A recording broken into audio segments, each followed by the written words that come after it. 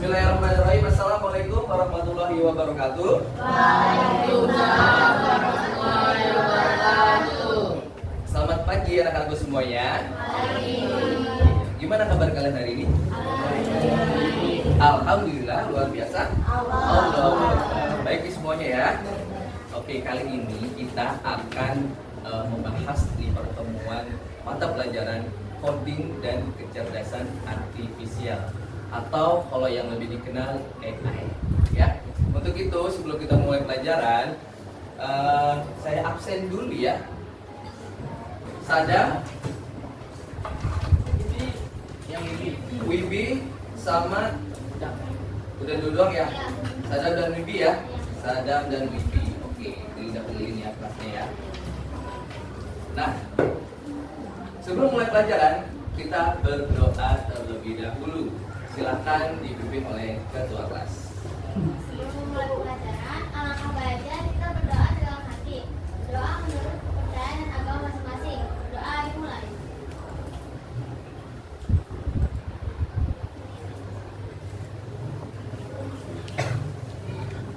Doa selesai. Berdiri.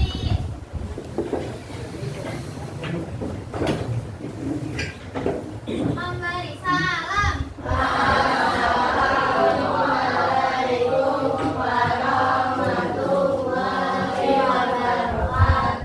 Waalaikumsalam warahmatullahi wabarakatuh. Silakan duduk kembali. Terima kasih ketua kelas sudah memimpin doa ya. Oke, kita mulai saja anak-anakku semuanya. Apa yang kalian ketahui tentang AI ya? Artificial Intelligence atau AI. Tahu AI? Tahu. Ya. AI. Apa yang kalian ketahui tentang AI? Ayo, angkat tangan dulu baru jawab. Angkat tangan dulu baru jawab. AI itu apa sih AI? Ya. Bantu kita saat kesusahan. Oke, boleh. Ada lagi? AI itu apa sih? Definisi tapi lebih cepat. Kecerdasan buatan. Good. AI itu kecerdasan buatan. Ya. Artificial intelligence. Ada lagi? Lagi nggak? AI itu betul. Ya. Artificial intelligence itu kepanjangannya, singkatannya AI ya. AI itu adalah kecerdasan buatan yang dibuat oleh manusia dengan tujuan untuk membantu pekerjaan manusia.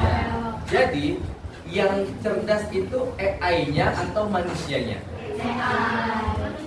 AI-nya atau manusianya?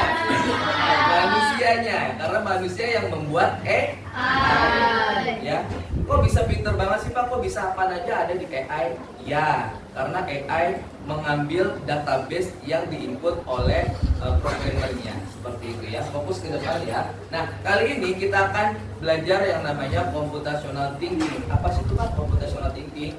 Computational thinking itu nanti akan kita bahas bagaimana cara komputer atau AI dan lain sebagainya itu cara dasarnya untuk dia bisa bekerja ya. Karena di mata pelajaran coding dan KA ini selain kita mengerti AI, kita mengerti coding, tapi kita harus mengerti basicnya terlebih dahulu atau dasarnya terlebih dahulu. Fokus, Sundus, fokus, ayo. Nah, computational thinking ini adalah hal utama atau fundamental yang harus kita mengerti bagaimana cara kerja komputer. Ya. Nah, sebelum kita mulai pelajaran, ada mini quotes nih. Tolong dibaca oleh Hana. Jika kamu tak sanggup dengan hafalannya, bertanya belajar, maka kamu harus sanggup melakukan. Nah, quotes dari Imam Syafi'i ya. Jika kamu tidak sanggup menahan lelahnya belajar, maka kamu harus sanggup menanggung perihnya kebodohan ya. Jadi kita meraih ilmu lelah-lelah terlebih dahulu tuh. Cuma kedepannya pasti kalau orang berilmu pasti dicari, orang berilmu pasti dibutuhkan dalam pekerjaan, dalam masyarakat dan lain sebagainya. Kalau kita nggak sanggup menahan lelahnya belajar saat muda, maka kita harus sanggup nih menanggung perihnya kemudian. Karena suatu saat nanti ketika kalian besar, teman-teman kalian pada sukses dan lain sebagainya, kalian di situ-situ aja, ya, merasa hidupnya stuck dan tidak ada pergerakan. Nah, itu perih banget loh. Kenapa? Akibat dari kebodohan, kemalasan dan lain sebagainya. Ya, jadi pada semangat ya. Oke, kita mulai. Nah, ini kesepakatan belajar kita yang pertama memang harus disiplin, tugas, kehadiran, tata tertib dan lain sebagainya. Berikutnya tanggung jawab, ya, kebersihan kelas, ruangan dan lain sebagainya, dan tetap mementingkan sopan santun, tidak ada yang toksik, tidak ada yang bullying, dan HP dikumpulkan saat belajar. Lanjut. Nah, tujuan belajar kita hari ini kita mengetahui tentang apa itu computational thinking, yaitu coba dibaca sama Mikaela.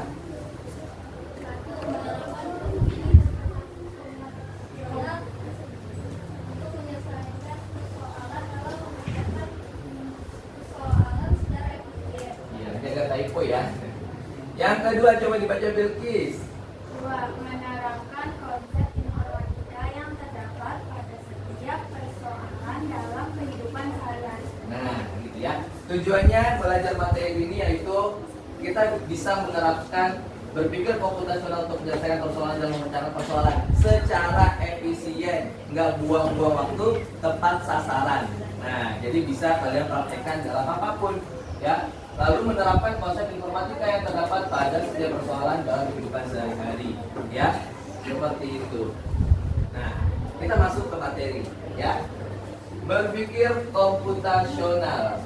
Apa sih berpikir komputasional itu atau computational thinking? Ada yang tahu nggak? Iya, Dina. Dengan menyelesaikan masalah kompleks dengan Iya, dikit lagi. menyelesaikan masalah kompleks dengan metode komputer, ilmu komputer. Dengan metode ilmu komputer. Oke, tepuk tangan buat Vina.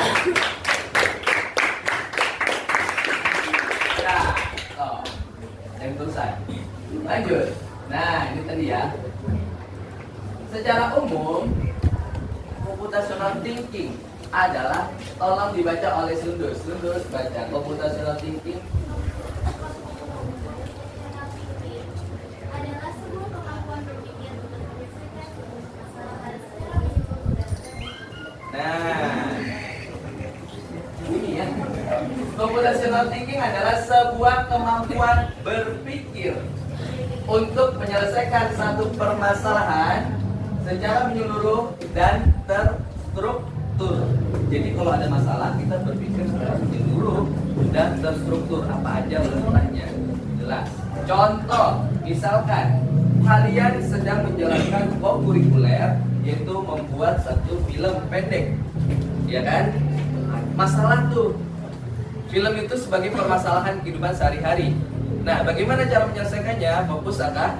Nah, cara menyelesaikannya adalah ketika kita membuat film yang dibutuhkan apa aja unsurnya. Naskah, terus pemeran atau aktor, sutradara, kameramen, apalagi editor. Nah, banyak ya. Itu merupakan pemecahan suatu masalah menggunakan metode computational thinking, ya kan? Ada 4 metode yang digunakan dalam menyelesaikan suatu permasalahan lewat computational thinking, ya. Yaitu metode yang pertama, coba kita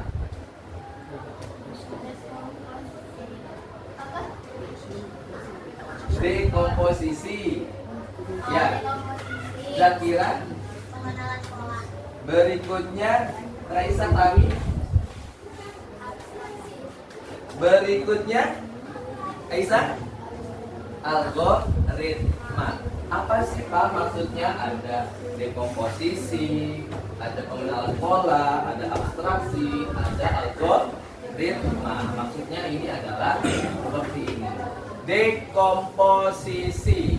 Ya, dekomposisi itu memecahkan masalah yang besar atau kompleks. Masalah besar atau kompleks kita pecahkan menjadi masalah-masalah kecil. Seperti tadi yang saya sebutkan sebagai contoh, kalian sedang mengerjakan kokurikuler membuat film, ya, membuat film pendek.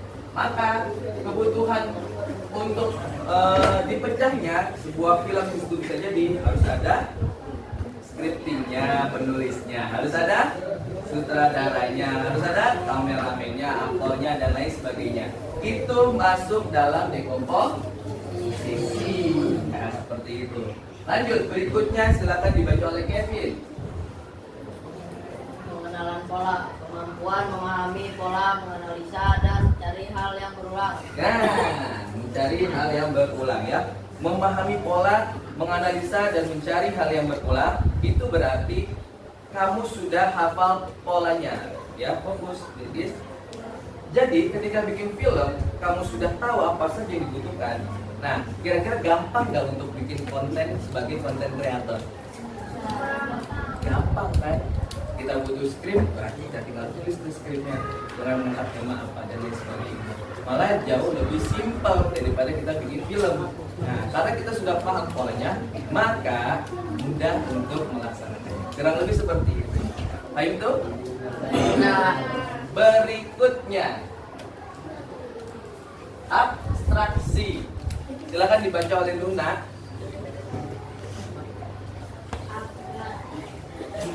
Abstraksi adalah fokus pada hal yang penting-penting saja, membiarkan hal yang tidak relevan.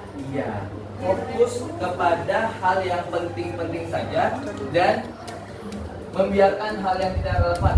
Tidak relevan itu enggak nyambung. Gitu. Enggak nyambung. Misalkan contoh, ketika ada seorang yang membuat skrip, ya, ada seorang yang ditugaskan membuat skrip, fokusnya hanya ke materi skrip aja, ya. Nah, kalian tidak usah fokus mikirin, oh nanti wardrobe-nya apa ya, atau pakaiannya apa ya, dan lain sebagainya. Ya, itu tim wardrobe aja, seperti itu. Nah, jadi ketika membuat tugas langsung terfokus, seperti itu. Lanjut, berikutnya, algoritma. Tolong dibaca oleh Naira. Algoritma adalah membuat langkah-langkah untuk menyelesaikan masalah yang sudah dipecah step by step berdasarkan pola yang ditentukan. Oke, algoritma adalah membuat langkah-langkah untuk menyelesaikan masalah yang sudah dipecah step by step. Jadi, ketika kalian sudah mengerjakan film, kalian bisa menuangkan cara tutorial membuat film pendek yang baik, ya kan? Bisa ditulis dengan algoritma. Nah, seperti itu. Bisa dipahami? Paham? Paham. Oke. Sekarang, ya, dalam kehidupan sehari-hari kita tuangkan permasalahan dekomposisi ini dengan cara memasak nasi goreng. Ya, dipecah. Kira-kira kalau buat satu nasi goreng butuh apa aja nih? Alat-alatnya. Lalu dikategorikan bahwasanya alat itu apa aja? Oh, ada wajan, spatula, pisau, kompor, dan lain sebagainya. Ya, itu termasuk alat atau bahan? Alat. Lalu adalah bahan. Ada apa?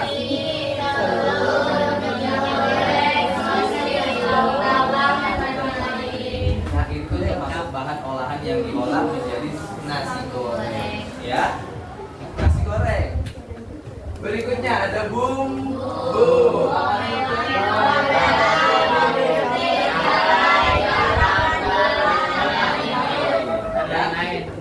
Bumbu dan lain sebagainya. Nah, kita masih butuh lagi. Ada alat, ada bahan, ada bumbu. Kalau kita nggak tahu langkahnya, bagaimana cara kita buat nasi goreng? Apakah bisa langsung dibrukin semuanya? Nggak bisa. Maka dari itu kita butuh langkah-langkahnya atau apa namanya tata caranya, ya langkah-langkah. Yang pertama yang harus dilakukan misalkan potong semua bahan, ya kan? Panaskan minyak sampai panas, lalu masukkan bumbu dan telurnya bisa dicampur, ya sampai wangi. Fokus, terus, lalu kita langsung masukkan nasi, aduk sampai wangi. Gitu, bisa ya? Bisa? Paham? Ini masuk menjadi kelompok. Berikutnya, pattern recognition atau pengenalan pola. Nah, seperti tadi, ya. Untuk membuat satu porsi nasi goreng kita perlu waktu 10 menit. Nah, maka pola ini kita bisa gunakan kembali ketika suatu saat kita akan memasak nasi goreng di waktu lain. Maka kita udah tahu nih waktunya nih. Karena satu nasi goreng biasanya 10 menit. Maka kita bisa bikin nasi goreng, kita juga bisa bikin kue goreng. Karena prosesnya kita lihat sama nih, bumbunya sama nih. Hanya bahannya aja yang berbeda. Nah, kita dapat lihat pola untuk membuat nasi goreng dan kue goreng. Ini namanya pengenalan pola. Berikutnya, abstraksi. Nah, ini abstraksi nih. Kalau buat nasi goreng satu porsinya butuh waktu 10 menit, kita bisa bikin 5 porsi nasi goreng. Caranya gimana supaya lebih cepat? Apakah 5 kali 10 jadi 50 menit? Waduh.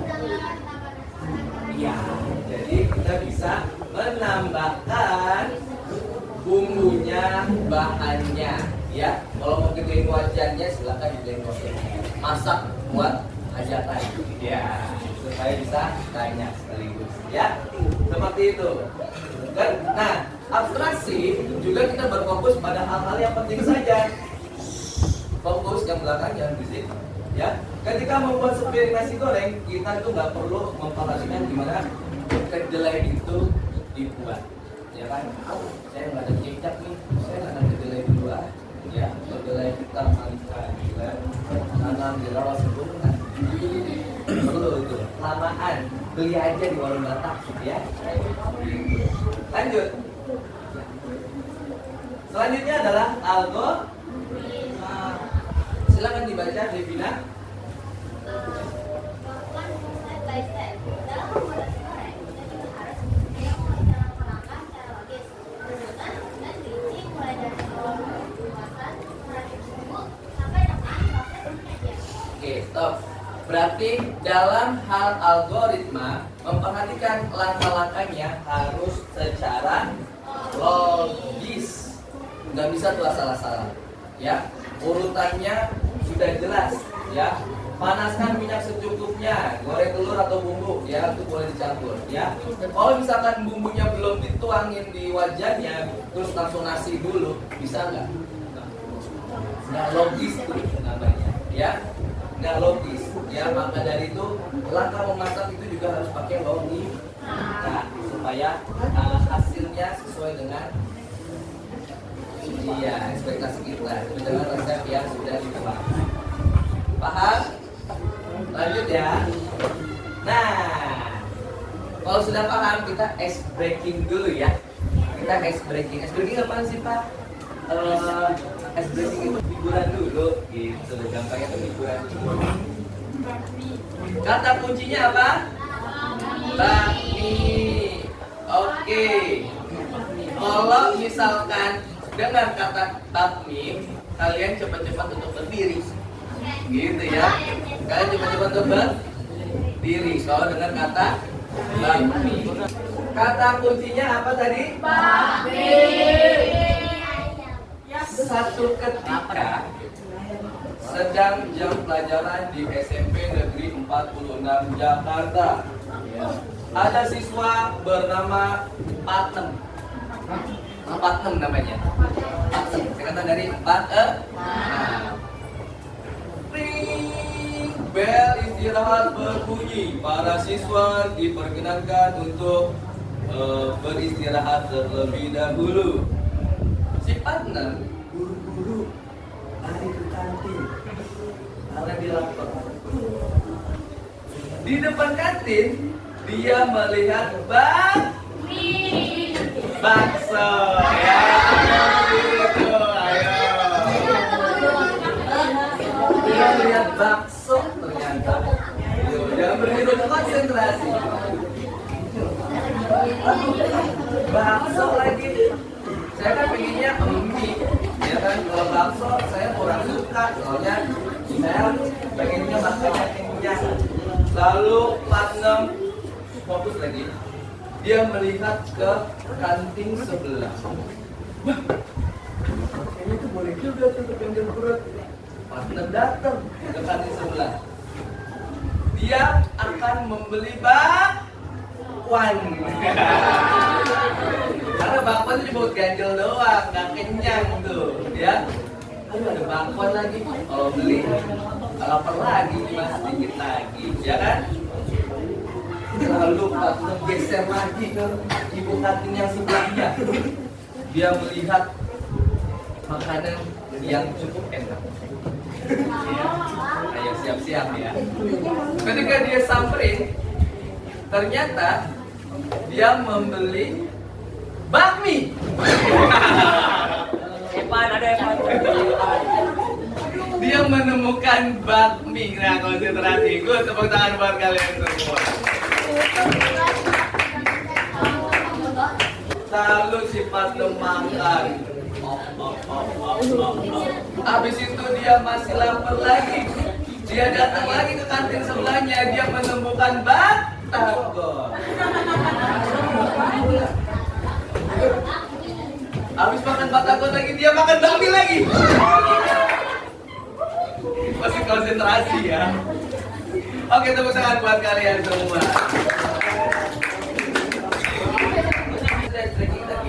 Waktunya diskusi.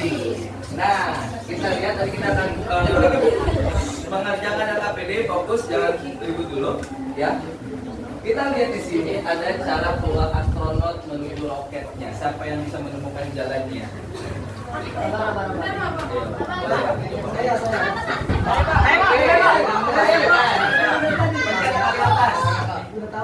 Paling atas, ya.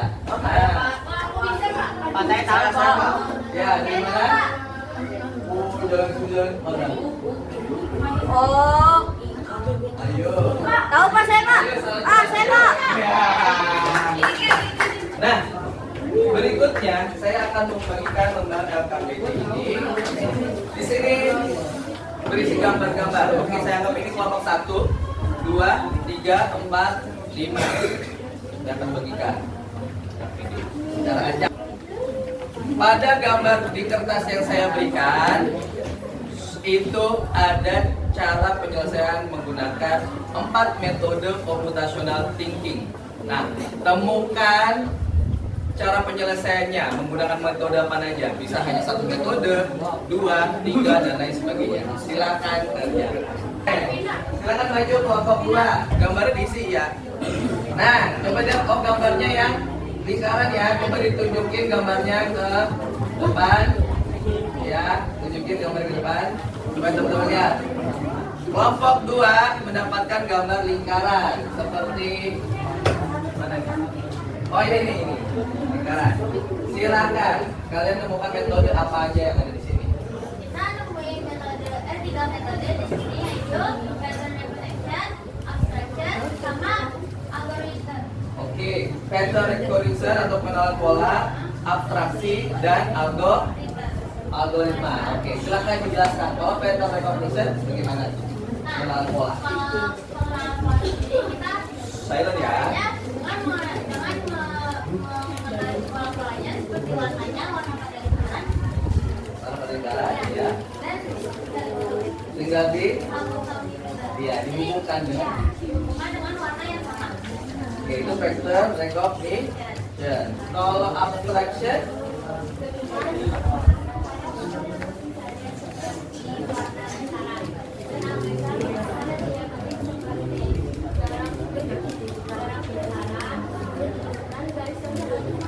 Oke, ada jaraknya, ada garisnya ya. Artinya kalau misalkan garisnya ada yang nabrak, kita nggak usah pikirin nggak usah pikirin gimana nih jalannya, orang itu masih luas ya. Gitu, fokus ke jalan yang lainnya ya. Good. Habis itu apa lagi? Algoritma. Oke, gimana algoritma?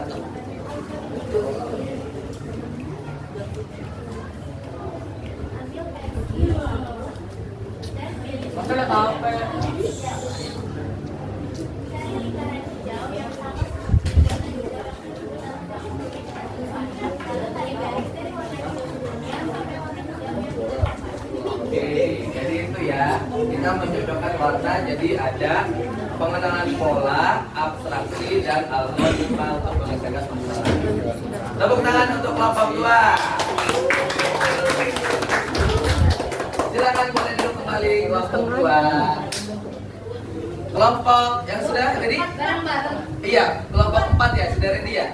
Silakan maju. Oh ini ya. Awas ya. Oke. Silakan. Siapa yang mau menjelaskan? Mana di sana dong? Iya, mana di sana? Fokus yang lain. Kita mendapatkan dua cara penyelesaian masalah, yaitu pengenalan pola dan abstraksi. Pengenalan pola dan abstraksi ya. Oke, bisa dijelaskan? Definisi dari abstraksi adalah fokus pada hal yang Relevan. Iya, relevan. Caranya.